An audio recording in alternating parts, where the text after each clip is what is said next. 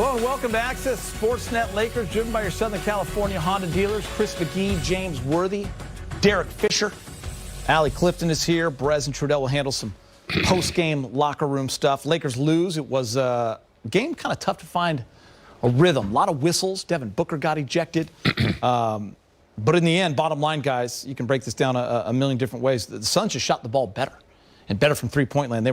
They were plus 15 in that category, 16 of 29, 55%. Yeah, I mean, they showed tonight why their record is what it is and why they've been playing well and why they have a system that works. You know, they don't depend on just one player. I know Booker is their star player, but, you know, we fell asleep on Bridges. I think the Lakers got a little distracted with some of the calls that they didn't get, or some of the calls that were made. It kind of slowed down the momentum a little bit, and they just couldn't play through that. But, you know, tip your hat off to Phoenix, man. They played well. The Lakers were a little shorthanded, foul trouble. You know, Phoenix played well. They shot the ball extremely well, and the Lakers could not find a three-point tonight. They didn't shoot the ball well. Better balance, by the way, too. 8 players on this Suns team, Fish, scored at least 8 points. Yeah, it was interesting as this game started tonight. Jay Crowder hits a three to get it going for the Suns. Mikal Bridges comes back and hits a three the next possession. And you just kind of felt like, okay, if the other guys are making shots early, it's going to be one of those kind of games. And, you know, once a team starts to feel confident and comfortable with making shots in your gym, it's hard to turn that water off. And this was a game that was more important for the Suns, you know, than it was the Lakers. Like, the Suns were trying to size themselves up. Trying to really see where they are. Can they compete with the upper echelon teams in the West? And even though there was no AD, no Gasol, et cetera, this was you know, kind of one of those matchups they really, really wanted to get. And take a look right there, Fish and James, at the role players for the Phoenix Suns. That right there is 14 of 24. 58%. You mentioned Crowder going 4 of 5, Bridges 3 for 6, Cam Johnson, Sarge, Nader off the bench go 7 for 12.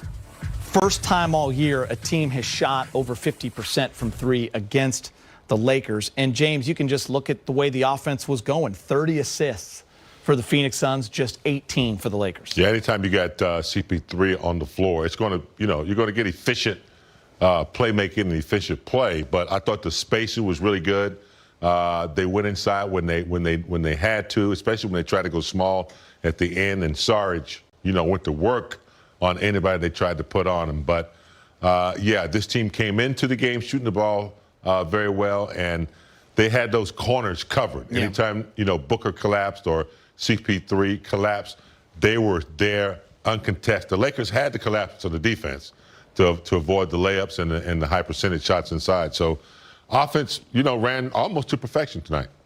And I think that's where Montrezl Harrell's minutes ended up getting a little bit compromised in this game. He obviously had to start, picked up an early foul, but this is my assumption. I'm not in the locker room or in the huddle. In the first half, in particular that play to end the first half when Booker was able to get around to his right hand, kicked it out to the corner for 3, I think the coaches felt like there was some trouble in navigating screen roll defense and being able to switch out, stay in front of Chris Paul, stay in front of Booker. And they decided to go away from that. Not a lot of minutes in the second half in particular, but still not, the Lakers weren't just able to really defend and keep this Suns team locked down. Yeah, and then you look at the Lakers side guys, and you look at their role players, and just 2 guys that kind of jump off the page because they got a lot of minutes tonight are KCP and Wes Matthews.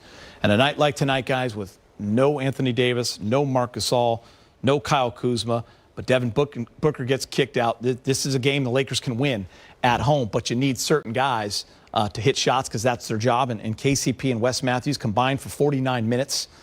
They go 0 for 6 from 3, KCP 0 for 5, Wes 0 for 1, and just 1 for 9 from the field for 4 total points. Not enough. Yeah. I mean, you're asking a lot from Pope and Wes Matthews. Without a fully loaded offense, you're kind of asking those guys to now ISO and do things that, you know, they're not accustomed to do. But in the shots that they're getting, I think, you know, they're feeling that pressure I don't think Wesley Matthews has scored in the last 2 or 3 games. So, when you're in that kind of slump and you're not getting uncontested, easy shots within the offense, let's say if AD were in there where he was drawing 2 or 3 players.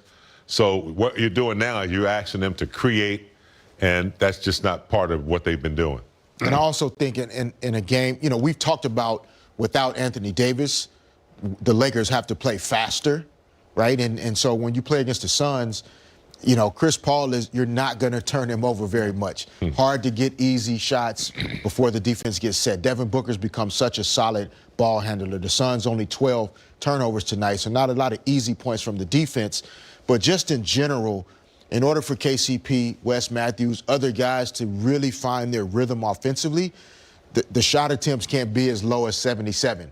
Yeah. Right? They have to get into the high 80s, 90s to really be able to spread that basketball around. If LeBron's taking 24 shots and going to the free throw line. Schroeder's taking his shots. Yeah, it's just not as much flow to the offense, a little bit too much standing around at times. Yeah. So look for the Lakers to maybe add some continuity, try to get a little bit more offense going for some of those other guys with more ball movement and player movement.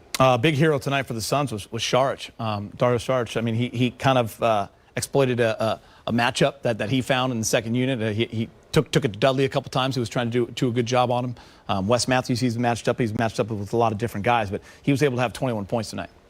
Yeah, I mean, he was a matchup problem. Like you said, at times, if the Lakers did end up switching screen roll, he was taking smaller guys down, having his way down in the post, getting good shot opportunities, knocked down some threes really well. And he had been struggling, had an ankle injury that had him off the floor for a while. But he's a confident player. During his time with the Philadelphia 76ers, he started a lot next to Joel Embiid. He can play. This wasn't a fluke tonight. He's confident.